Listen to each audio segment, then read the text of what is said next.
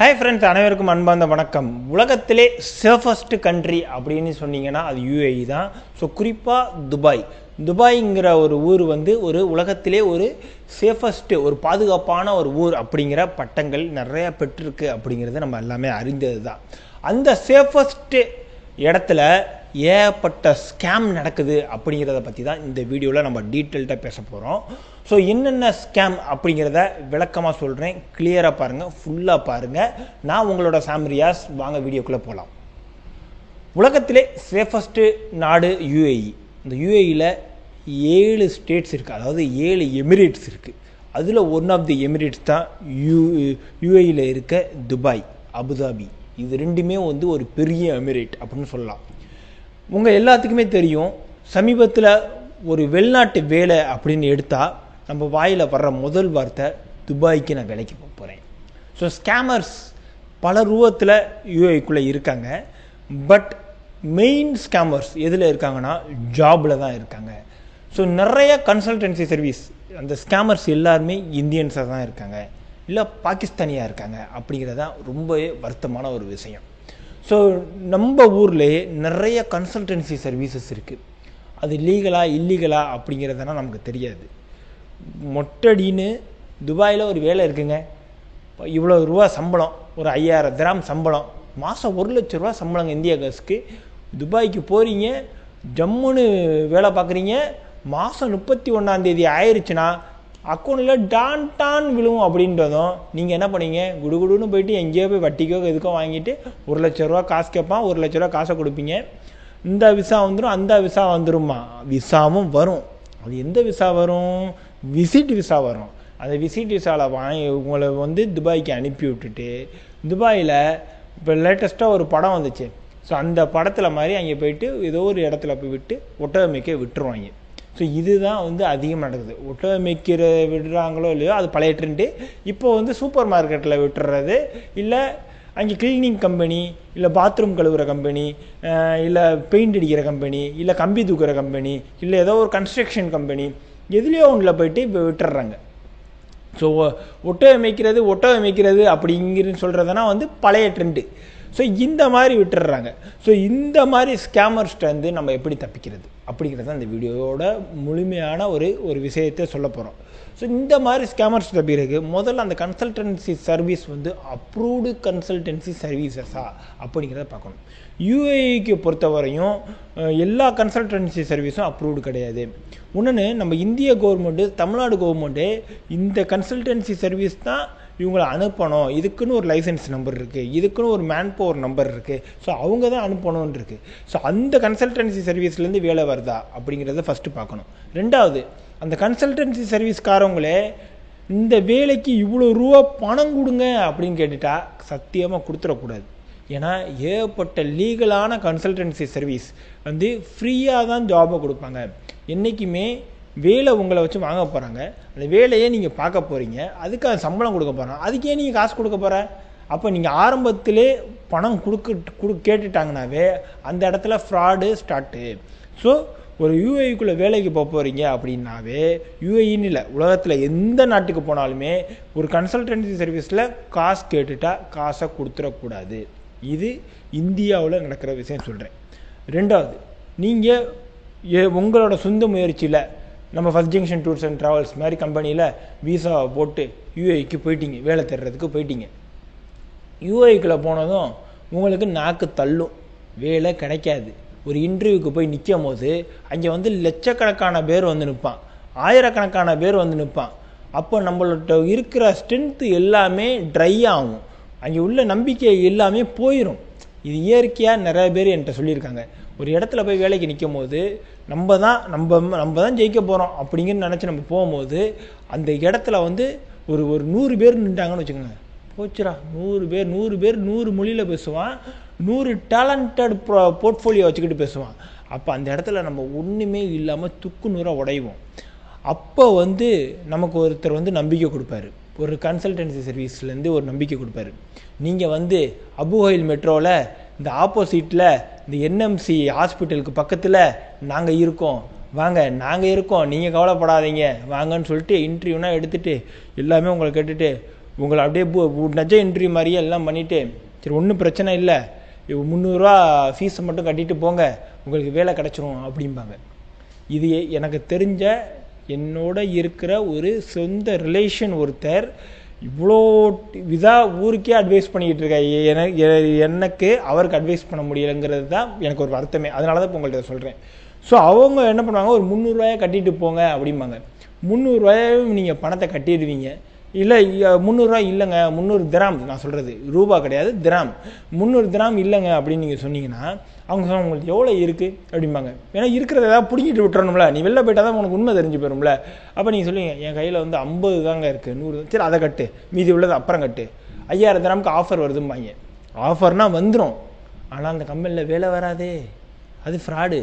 அது எப்படி வரும்? அப்போ உங்களோட காசு ஒரு ஆளுக்கு 300 திராம், ஒரு நாளைக்கு அந்த கம்பெனி ஒரு 100 பேரை பார்க்கும், இன்டர்வியூ வைக்கும், இது பண்ணும். ஆனால் கடைசியில் என்ன ரிசல்ட் கொடுப்பானா, நீங்கள் இன்டர்வியூவில் ஃபெயில் அப்படின்னு வருவான். ஸோ இது ஒரு வகையான யூஏயில் நடக்கிற ஸ்கேம். இன்னொரு வகை ஸ்கேம் இருக்குது, என்ன தெரியுமா? உங்களை என்ன பண்ணுவான், கன்சல்டன்சி சர்வீஸ்க்கு மாதிரி கூப்பிடுவான், வேலை இருக்குது வாங்க, நாங்கள் இங்கே போய் சேர்த்து விட்றோம், இந்த கம்பெனிலலாம் பிளேஸ்மெண்ட்ஸ் இருக்குது. அதாவது ஒரு 10 கம்பெனி சொல்லுவான், உங்களுக்கு எம்ஆரில் இருக்குது, புர்ஜ் கலிஃபாவில் இருக்குது, நான் சொல்கிறதான சும்மா ஒரு பேச்சுக்கு சொல்கிறேன், கவர்மெண்ட் ஆஃப் துபாயில் இருக்குது, மினிஸ்ட்ரி ஆஃப் எஜுகேஷனில் இருக்குது, இல்லை அங்கே இருக்குது, இங்கே இருக்குது, அங்கே ஹம்தான் வீட்டில் இருக்குது, அப்படி இப்படி எல்லாம் சொல்லிடுவாங்க. சொல்லிவிட்டு இதெல்லாம் பிளேஸ்மெண்ட்டில் இருக்குது, இங்கே அட்மின் இத்தனை பேர் வேணும், அவங்க இத்தனை பேர் வேணும், இது வேணும். இதுக்கு நாங்கள் என்ன பண்ணுவோன்னா, உங்களுக்கு இந்த ஸ்கில்லு குறைவாக இருக்குது, நீங்கள் என்ன பண்ணணுன்னா இந்த ரூபாயை கட்டி இந்த ஸ்கில்லை நீங்கள் இம்ப்ரூவ் பண்ணணும் அப்படிம்பாங்க. இப்போ அது வேறு புதுசாக கிளம்பியிருக்காங்க. இப்போ நீங்கள் என்ன பண்ணுவீங்க, மாங்குன்னு அந்த ஸ்கில்லை இம்ப்ரூவ் பண்ணுவீங்கன்னா என்கிட்ட கட்டிட்டு படிப்பீங்க. படிச்சுட்டு அவங்க சொல்லுவாங்க, இப்போ என்ன பண்ணுங்கள், இந்த மெயில் ஐடிக்கு நீங்கள் அனுப்பி வைங்க, நீங்கள் அனுப்பி வச்சிங்கன்னா உங்களுக்கு என்ன பண்ண ஷார்ட் லிஸ்ட் பண்ணி வரணும், நீங்களும் அனுப்பி வச்சுருவீங்க. உங்களை கூப்பிடுவாங்கன்னு நினைக்கிறீங்க, சத்தியமாக கூப்பிட மாட்டாங்க. ஸோ 3 டைப் ஆஃப் ஸ்கேம் சொல்லியிருக்கேன் யூஏயில். முதல் ஸ்கேமு ஊரில் கன்சல்டன்சி மூலியமாக ஏமாந்து போகிறது. 2வது ஸ்கேமு யூஏக்குள்ளே போய் ஒருத்தர் நான் ஜாப் தரேன்னு நம்பிக்கை கொடுத்து காசை வாங்கிடுறது.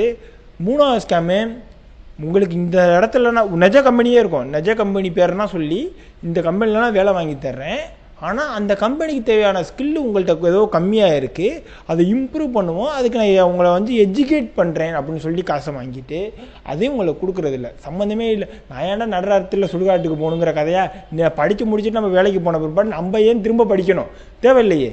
ஸோ அந்த மாதிரி ஏமாத்துறது இருக்குது. ஸோ இந்த மாதிரி ஏமாற்றுவாங்க. ஸோ வேறு டைப் ஆஃப் ஸ்கேம் எப்படின்னா, இப்போ நம்ம ஊரில் நார்த்தில் இருந்தனா ஃபோன் பண்ணுறாங்கல்ல, கார்டு மேலே உள்ள 16 நம்பரை சொல்லுங்கள், இப்படின்னா ஃபோன் வருது, மெசேஜ் வரும், ஓடிபி சொல்லுங்கள், ஸ்டாலின் பேசுகிறேன், உங்களுக்கு உதவித்தொகை வருது, இந்த அதில் உள்ள 4 டிஜிட்டை சொல்லுங்கள், எடப்பாடி பேசுகிறேன், அது பேசுகிறேன், இது பேசுகிறேன்னு ஏதாவது ஒரு தலைவர்கள் பேர் சொல்லியோ, இல்லை எதையோ ஒரு அமைப்பு பேர் சொல்லியோ, இல்லை ஒரு சேவைகள் பேர் சொல்லியோ, ஒரு திட்டங்கள் பேர் சொல்லியோ ஏமாற்றி காசை பிடுங்குறாங்க நம்ம ஊரில். இதே மாதிரி யூஏஇயில் நாங்கள் போலீஸ் டிபார்ட்மெண்ட்லேருந்து பேசுகிறோம், உங்களுக்கு நாங்கள் கிளியரன்ஸ் சர்டிஃபிகேட்டுக்காக இப்போ ஒரு இது எடுத்துக்கிட்டு இருக்கோம், ஒரு ரிப்போர்ட் எடுத்துக்கிட்டு இருக்கோம், அதில் உங்களை பற்றி டீட்டெயில் எடுத்திருக்கோம், உங்களோட டீட்டெயில் எல்லாமே கரெக்டாக இருக்குது, இது கரெக்டு அப்படிங்கிற அப்ரூவ் பண்ணுறதுக்கு 4 டிஜிட் ஓடிபி வந்திருக்கும், அதை சொல்லுங்கள் அப்படிம்பாங்க. நீயா ஐயோ துபாய் போலீஸ் பண்ணுது, நம்மளை செக் பண்ணியிருக்காங்க, கரெக்டாக இருக்கும் அப்படின்னு சொல்லிட்டு நீங்கள் சொல்லிடுவீங்க. சொன்னதும் ஆட்டோமேட்டிக்காக உங்களோட பேங்க் அக்கௌண்ட்டில் கனெக்ட் ஆகி பணத்தை ஃபுல்லாக போயிடும். இல்லை எமிரேட்ஸ் டிபார்ட்மெண்ட்லேருந்து பேசுகிறோம், அங்கேருந்து பேசுகிறோம், இங்கேருந்து பேசுகிறோம், இப்படி எது வந்தாலும் அது ஃப்ராடு. ஒருவேளை கவர்மெண்ட்டே அப்படி இது கால் பண்ணுது அப்படின்னா அந்த கவர்மெண்ட்டுக்குன்னு ஒரு அஃபிஷியல் சைட் இருக்கும்ல, சும்மா ஒரு தெரியாமல் நான் சொல்கிறேன், நீங்கள் பண்ணுறீங்களா, சரி நான் என்ன பண்ணுறேன் உங்களுக்கு திரும்ப நான் சொல்கிறேன், அப்போ உங்களை நான் நீங்கள் தான் ஒரிஜினலாக தான் பேசுகிறீங்களான்னு செக் பண்ணுறதுக்கு இந்த காலை கட் பண்ணிவிட்டு நான் உங்களுக்கு லைனுக்கு வரேன்னு சொல்லிட்டு வெப்சைட்டில் போய்ட்டு, இப்போ gov.ae அப்படின்னு ஏதாவது ஒரு வெப்சைட் தானே முடிஞ்சிருக்கும், ஒரு பேஜுக்கு சொல்கிறேன், அந்த டிபார்ட்மெண்ட்டோட வெப்சைட்டில் போய்ட்டு ஒரு டோல் ஃப்ரீ நம்பர் இருக்கும், ஃபோன் பண்ணி இந்த மாதிரி எனக்கு ஒரு கால் வந்துச்சு, ஸோ இது ஆத்தன்டடான காலா அப்படிங்கிறத நான் கிளியர் செக் பண்ணுங்கள். ஏன்னா மேபி வெரிஃபிகேஷன் கூட சில நேரத்தில் வரும், ஆனால் அது ஒரிஜினல் வெரிஃபிகேஷனான நம்ம கிராஸ் செக் பண்ணிட்டு தான் அந்த ஓடிபியோ இல்லை எதையோ அதை சொல்கிற டீட்டெயிலையோ நம்ம சொல்லணும். நீங்களாக வாய்க்கு வந்ததை டப்புன்னு உளறிடக்கூடாது.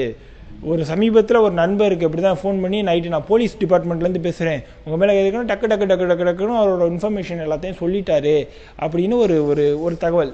ஸோ ஆட்டோமேட்டிக்காக அந்த ஸ்கேமர் என்ன பண்ணிட்டாங்க, என்னடா அது நம்மளோட இவங்க ஃபாஸ்ட்டாக இருக்காங்களே, எல்லா டீட்டெயிலையும் நீட்டாக கொடுக்குறாங்களே அப்படின்னு சொல்லிட்டு ஆட்டையை போட்டுட்டு அவங்க ஜம்முன்னு போயிட்டாங்க. ஸோ ஒரு இடத்துல உட்காந்துக்கிட்டு ஒரு ஏசி ரூமில் உட்காந்துக்கிட்டு அழகாக கலாடுறதுக்கு நம்மளே வழிவகை செஞ்சு கொடுக்க வேணாம். ஸோ அடுத்த ஸ்கேம் என்னென்னு பார்த்தீங்கன்னா ரெண்டல் ஸ்கேம். இதுதான் துபாயில் இப்போ புதுசாக கிளம்பியிருக்க ஒரு புதுமையான ஒரு ஸ்கேம். ஸோ ரெண்டல் ஸ்கேம் அப்படின்னா ஒரு வீடு நீங்கள் தேடிக்கிட்டு இருப்பீங்க, இதுக்கு ஒரு டம்மியாக ஒரு வெப்சைட் க்ரியேட் பண்ணிவிட்டு, இல்லை அஃபிஷியலான சைட்லே உங்களுக்கு நிறையா booking.com அகோடா இப்படின்னா இருக்குல்ல, அதில் வந்து என்ன பண்ணுறது, ஒரு வீடு இருக்கிற மாதிரியே ஒரு ரிஜிஸ்ட்ரேஷனாக பண்ணுறது. அப்படி ஒரு வீடே இருக்காது, உங்கள்கிட்ட ரெண்டல் வாங்கிடுறது. ஒரு ஆள் 2500 ரூம் விடுறாங்க அப்படின்னா அவங்க வந்து 2000 திராமுக்கே விடுவாங்க, இல்லை 1500 திராமுக்கே விடுவாங்க. பார்க்கும் போது உங்களுக்கு ஸ்டார் ஹோட்டல் மாதிரி இருக்கும், சூப்பராக இருக்கே அழகாக இருக்கே அப்படின்னு சொல்லிட்டு யார் ஓனரு, யார் ரியல் எஸ்டேட்டு, யார் டெனண்ட்டு எதையுமே நம்ம விசாரிக்காமல் டக்குன்னு பே பண்ணிடுவோம். பே பண்ணதும் அப்படி ஒரு ஆள் அப்படி ஒருத்தனே இருக்க மாட்டான். ஸோ இந்த மாதிரி பண்ணுறது தான் ரெண்டல் ஸ்கேம். அடுத்த ஸ்கேம் என்னென்னு பார்த்தீங்கன்னா இன்வெஸ்ட்மெண்ட் ஸ்கேம் அப்படிங்கிறாங்க. இன்வெஸ்ட்மெண்ட் ஸ்கேமும் ஒரு புதுமையான ஸ்கேம். இன்வெஸ்ட்மெண்ட் ஸ்கேம்னால் ஒன்றும் கிடையாது, நீங்கள் வந்து ஒரு 10 லட்சம் திராம் போடுங்க, இல்லை 5 லட்சம் திராம் போடுங்க, இல்லை 1000 திராம் போடுங்க, இல்லை 500 திராம் போடுங்க, எவ்வளோ வாட் எவர் என்ன ஒரு அமௌண்ட்டு என்னமோ போடுங்க. நீங்கள் இந்த போட்டிங்கன்னா உங்களுக்கு ரிட்டர்ன்ஸ் இப்படின்னா வரும். நம்ம ஊர்லலாம் சொல்கிறாங்கல்ல, எஸ்ஐபியில் இப்படி போட்டால் இத்தனை நாளில் கோடீஸ்வரன் ஆயிடுவீங்க இப்படின்னா சொல்கிறாங்க. ஆனால் நான் போட்டிருக்கேன் என்ன, இன்றைக்கி வரையும் என் காசை ஆட்டையை தான் போடுறாங்க தவிர எனக்கு எதுவும் அந்த மாதிரி தெரில என்ன. ஸோ இல்லை எனக்கு போட தெரிலனாலும் தெரில. ஸோ இந்த மாதிரி இன்வெஸ்ட்மெண்ட் ஸ்கேம், இந்த இதில் போடுங்க நீங்கள் இப்படி ஆயிடுவீங்க, அந்த இதில் போடுங்க நீங்கள் அப்படி ஆயிடுவீங்க. அதில் சில ஒரிஜினலும் இருக்கும், சில டூப்ளிகேட்டும் இருக்கும். ஸோ எது ஒரிஜினல் எது டூப்ளிகேட்னு தெரில. ஸோ அந்த மாதிரி ஸ்கேம்ஸும் நிறையா இருக்குது. அடுத்து வந்து எஜுகேஷனல் ஸ்கேம். ஸோ நீங்கள் வந்து யூஏக்கு வாங்க, படிங்க, படிச்சுக்கிட்டே வேலை பாருங்கள், வேலை பார்த்துக்கிட்டே படிங்க அப்படின்னு சொல்லி உங்களை கூட்டிகிட்டு போகிறேன்னு சொல்லிட்டு கூட்டிகிட்டு போகிறதுல நிறைய ஆத்தன்டடான பீப்புள் இருக்காங்க. நமக்கு தெரிஞ்ச நிறையா கம்பெனியில் நிறையா நண்பர்களே ஆத்தன்டடாக பண்ணுறாங்க. ஸோ இதையே பயன்படுத்தி நிறைய ஃபேக்கும் இருக்குது அப்படிங்கிற மாதிரி நமக்கு தகவல்கள் வருது. ஸோ யூனிவர்சிட்டியே இருக்காது, ஒரு யூனிவர்சிட்டியில் சீட்டு வாங்கி தரேன் அப்படிங்கிறத ஒரு ஃபேக்கை பயன்படுத்தி அதில் ஒரு காசு ஆட்டையை போடுற மாதிரியும் இருக்குது. இது வந்து எஜுகேஷ்னல் ஸ்கேம் அப்படின்னு சொல்கிறாங்க. இந்த மாதிரி ஒரு விஞ்ஞானத்தை பயன்படுத்தி, டிஜிட்டலை பயன்படுத்தி, சோசியல் மீடியாவை பயன்படுத்தி இன்றைக்கி இருக்க சூழ்நிலையை, இன்றைக்கி இருக்க தேவையை, இன்றைக்கி இருக்க நம்மளோட பலவீனத்தை தப்பாக பயன்படுத்தி நம்மள்ட்ட காசு உருவுறதுக்கு பல விதமான ஸ்கேமர்ஸ் வந்துக்கிட்டு இருக்காங்க. அது இல்லாமல் விசாவில் ஸ்கேமு, துபாய் முனிசிபாலிட்டியில் வேலை வாங்கி தரேன், துபாய் போர்ட்டில் வாங்கி தரேன், ஏர்போர்ட்டில் வாங்கி தரேன்னு சொல்லிட்டு நான் நிறைய பேர் ஸ்கேம் பண்ணி நிறைய பேர் மாட்டியிருக்காங்க. ஏன்னா அந்த மாதிரி ஸ்கேமர்ஸும் இருக்காங்க. ஸோ விசா அப்படின்னா போடும்போது நீங்கள் வந்து ஒரு ப்ராப்பர் ட்ராவல் ஏஜென்சிஸ்கிட்ட போய்ட்டு செக் பண்ணணும், இது ஒரிஜினல் விசாவா டூப்ளிகேட் விசாவா அப்படிங்கிறத செக் பண்ணணும். ஒரு டிக்கெட் போடும்போது இது ஒரிஜினல் டிக்கெட்டா டம்மி டிக்கெட்டா அப்படின்னு செக் பண்ணணும். இல்லை நமக்குன்னா இதெல்லாம் தெரில, யாரோ ஒருத்தன் யூடியூப்பில் வீடியோ போட்டிருக்கான் அப்படிங்கிறத வச்சு நம்ம அதை ஃபாலோ பண்ணி நம்மளே விசாவை போட்டு எடுத்துருவோம் அப்படின்னு சொல்லிட்டு இருக்கிற காசை ஃபுல்லாக இழந்துடக்கூடாது. ஒரு பக்கத்தில் இருக்க ஒரு ட்ராவல் ஏஜென்சிஸ்கிட்ட போயிட்டு கொடுக்கும்போது அவர் என்ன ஒரு 5% சேர்த்து வாங்கிக்க போகிறாரு லாபம். ஆனால் நமக்கு வர்ற வீசா வந்து செக்யூராகவும் சேஃபாகவும் கரெக்டாகவும் ஆத்தன்டடாகவும் வந்துடும். ஸோ இதுதான் பாயிண்ட்டு. அவருக்கு இப்போ ஒரு விசா 10,000 ரூபானா நீங்கள் ஒரு 1000 ரூபா சேர்த்து கொடுக்க போகிறீங்க, 10% வச்சா கூட. அவர் 5% லாபம் வச்சா 500 ரூபா சேர்த்து கொடுக்க போகிறீங்க. அந்த 1000 ரூபாயை நீங்கள் மிச்சப்படுத்துறதுக்கு 10,000 ரூபாயை இழந்துடாதீங்க அப்படிங்கிறத நம்மளோட அன்பான ஒரு வேண்டுகோள். ஸோ நீங்கள் என்ன பண்ணணும், ஒரு வீசா போடணுமா இது பண்ணுவோம், நம்மளோட டியூட்டி என்ன, நம்மளோட டியூட்டி வேலை தேடுறது, நம்மளோட டியூட்டி வேலை வாங்குறது, நம்மளோட டியூட்டி ஒரு நல்ல வேலையில் போய் அமர்றது, நம்மளோட டியூட்டி நம்ம வந்து அடுத்த லெவலில் நம்ம ஃபேமிலியை கொண்டு போகிறது. அப்போ இந்த வேலையெல்லாம் நம்ம தலையில் எடுத்துக்கூடாது. இதுக்கு ஒரு ட்ராவல் கம்பெனி இருக்குது, first junction tours and travels மாதிரி ஒரு நிறைய ஆத்தன்டடான ஒரு அப்ரூவான ஒரு ஆத்தரைஸ்டு கம்பெனி நிறையா நாட்டில் இருக்குது. ஏன் ஃபர்ஸ்ட் ஜங்ஷனுக்கே ஃபோன் பண்ணி, சார் இந்த மாதிரி வீசாஸ் இருக்குது, இது நீங்கள் போட்டு தருவீங்களா, இது எவ்வளோ வருது, இந்த மாதிரி எங்கள் ஊரில் போட்டுக்கலாமா, எப்படி அப்படி கேட்டுக்கலாம். நாங்கள் என்ன காசாக கேட்குறேன், காசு கேட்க போகிறது அட்வைஸ் கொடுப்போம். ஸோ கேட்டுட்டு உங்கள் ஊரில் உங்களுக்கு தெரிஞ்சவங்கள்ட்ட போட்டுக்கலாம், எங்கள்கிட்ட போடுங்கன்னு நான் சொல்ல வரல, உங்களுக்கு தெரிஞ்சவங்கள்ட்ட போடலாம். யார் ஆத்தன்டடோ யார் சரியோ அவங்க மூலியமாக அந்த இதை செய்கிறது தான் சரி. இன்னொரு ஒரு நல்ல தலைப்பில் உங்களிடம் சந்திக்கிறேன். அதுவரை உங்களிருந்து விடைபெறுவது உங்கள் சாமிரியாஸ். நன்றி, வணக்கம், பாய்.